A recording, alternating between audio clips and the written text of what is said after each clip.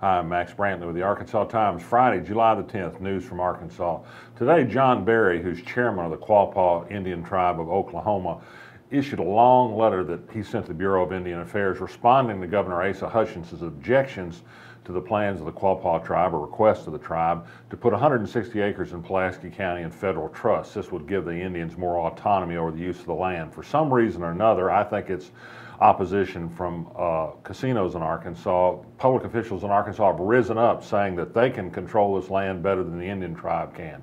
This is a tribe, you remember, that's been booted out of Arkansas years ago. Its land taken from them at a pittance. It's got ancestral burial grounds on this land. It wants to preserve it. It would like to be free to use it. The governor on down have objected.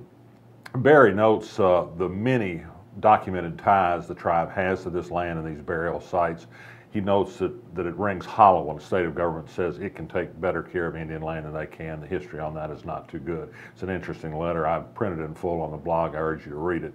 A delegation of Arkansans has gone to a 5th U.S. Circuit Court of Appeals hearing at which they're hoping to see their side prevail in getting a court judgment in favor of President Obama's executive order that would slow the rate of deportation of immigrants who are not here with official paperwork. There's a strong support for the many people in Arkansas who are here not legally by the letter of the law, but who've been citizens and contributed here as workers and students and everything else. So that case is going to have an impact here because Attorney General Leslie Rutledge, of course, has joined a number of Republican attorney generals in trying to override Obama's ruling. Fee requests continue to be filed in court related to the same-sex marriage lawsuits. The request for money, if the multipliers were to be applied for meritorious work, could be approaching $800,000 to $900,000 against the state of Arkansas for the various suits that were filed in state and federal court. But courts are, of course, going to have to rule on those requests.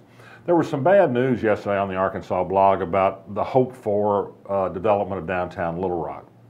A real estate developer who had plans for an old apartment store, an old office building to be remade into multiple use complexes now have those projects listed for sale. Their work, at least under his supervision, is not going to continue. There's a suggestion that a planned hotel redevelopment at the corner of Capitol and Main may have been slowed, and there's a condo project in the work for 5 years. It still isn't finished. The boom in downtown property, although there are developments and good things are happening, perhaps hasn't totally gelled just yet. It does raise questions in my mind about the city of Little Rock getting into the real estate business in the same corridor in the name of the tech park. Lots of interesting stories today about Donald Trump, the Republican presidential candidate. The New York Times thinks that Republican Party leaders think that Trump could be very damaging to their 2016 presidential race. They wish he would go away. A U.S. Senator from Arizona has said that he doesn't want Arizona Republican committees sponsoring Trump appearances in that state. This is against the backdrop of Trump coming to Arkansas to raise money for the Arkansas Republican Party on a big Thursday night soiree in Hot Springs. The New York Times article says Trump is very successful at rousing up the anxious, elderly, white, angry male voter. Does that describe for you the Arkansas Republican vote? I don't know. You tell me, perhaps. Great letter published on the Arkansas blog last night, a leader of the Satanist movement in Oklahoma, which is contesting efforts in states where they want to put 10 Commandments monuments on Capitol grounds, as in Arkansas, to say, well, if we're going to have a 10 Commandments, we ought to have a Satan deity on the Capitol grounds too. He's challenged Jason Rapert to a debate. I think most people who've read the letter think that he gets the better of Brother Rapert in the debate over what should be on the Capitol grounds and what should not. I urge you to read it. Another good, interesting article of note that's on the Arkansas blog today is from the Washington Post. And it's about the dilemma a Little Rock woman faces who has lupus.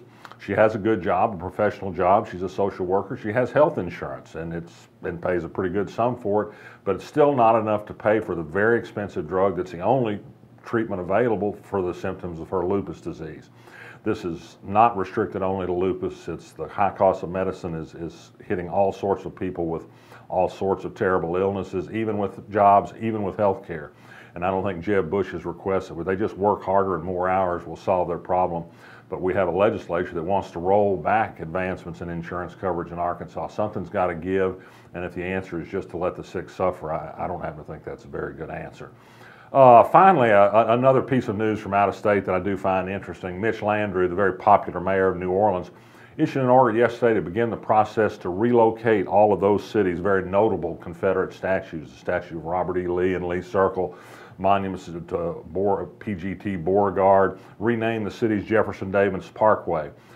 This is the kind of thing that even though New Orleans has a majority black city and there's certainly reasons to do it, Landry says the right thing. He says that it's past time for the city to venerate losing cause actions in a war that stood for very bad things. And he says put them in a museum, take them somewhere else, but let's not have them be civic displays.